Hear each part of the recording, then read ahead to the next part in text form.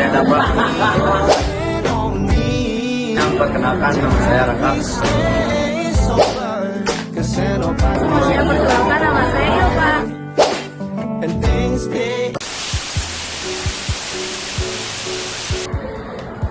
Assalamualaikum warahmatullahi wabarakatuh.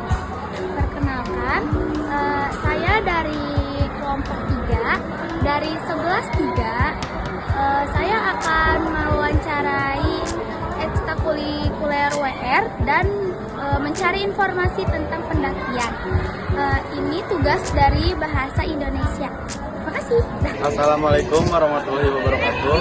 Saya Raka Jiristira dari kelas 11-3 dan ini rekan saya.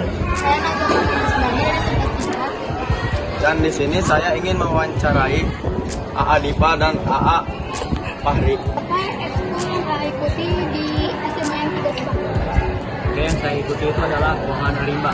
Wahana Rimba adalah pecinta alam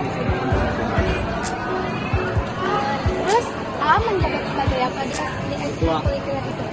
Oke, sekarang adalah menjabat sebagai ketua Wahana Rimba. Apa yang harus disiapkan ketika ingin mendaki sebuah gunung? Oke, untuk mendaki gunung kita harus mempersiapkan yang namanya SOP sama ROP. SOP itu seperti semacam kayak surat-suratan, surat perizinan, surat proposal atau surat yang lainnya, semacam prosedur-prosedur yang harus kita lakukan sebelum melakukan kegiatan. Seterusnya kita melakukan ROP. ROP itu seperti rundown atau perjalanan, manajemen perjalanan. Kita terus menyiapkan apa aja sih yang harus kita persiapkan saat mendaki gunung, saat akan mendaki gunung. Tanya di manakah gunung yang Anda daki yang paling berkesan untuk Anda? Oke, gunung yang saya daki itu di Klaten, tepatnya di Papua atau nama lainnya Dewi Jaya. Jadi di situ saya udah benar-benar berusaha semaksimal mungkin untuk sampai puncak dan pada akhirnya berhasil juga. Walaupun sana saya udah banyak kekurangan budget, tapi di sana saya memiliki banyak teman pecinta alam lainnya. Kapan waktu yang tepat untuk mendaki gunung dan latihan fisiknya? Dan tentunya udah pasti yang tadi tentang ROP, tentang penanggalan, apakah di cuacanya jadi kayak gimana, tempatnya kayak gimana. Nah itu harus ditentukan supaya siap naik mendaki gunung itu kan gitu. Jadi penanggalan dulu, tanggal berapa kita mendaki. Nah sebelum mendaki gitu kita harus melakukan latihan fisik, betul nggak? Betul. Latihan fisik itu penting karena untuk mendakian gunung kalian harus punya badan yang sehat dan juga bugar. Jadi latihan fisik itu menurut saya sangat cocoknya di waktu sore karena di sore itu sangat cocok lah untuk pernapasan paru-paru. Selanjutnya, siapa saja yang paling berkontribusi dalam kegiatan tersebut? Oke, semua orang bisa berkontribusi saat mendaki gunung. Semua bisa mengikuti untuk mendaki gunung. Mestinya yang harus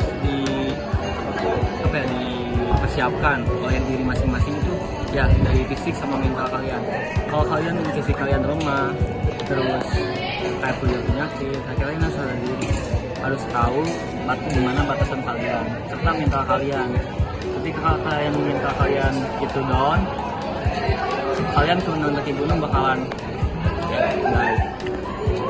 Itu salah sama mental, benar nggak? Jadi intinya yang berkontribusi itu selain diri kita sendiri adalah teman-teman. Tentunya selama di perjalanan kita juga butuh bantuan karena sejatinya manusia itu makhluk yang tidak bisa hidup sendiri. Mengapa Anda memilih untuk mendaki gunung? Oke, mengapa ya?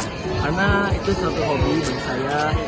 Ketika saya berusaha, jadi ada tujuan untuk mendaki gunung.